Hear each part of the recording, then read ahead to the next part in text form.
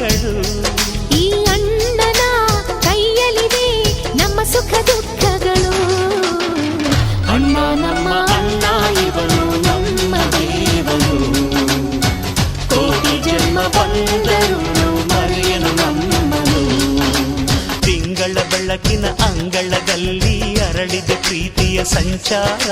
ದೇವರೇ ಬಂದರು ನಾಚಲೇಬೇಕು, ಸ್ವರ್ಗವೇ ನಮ್ಮ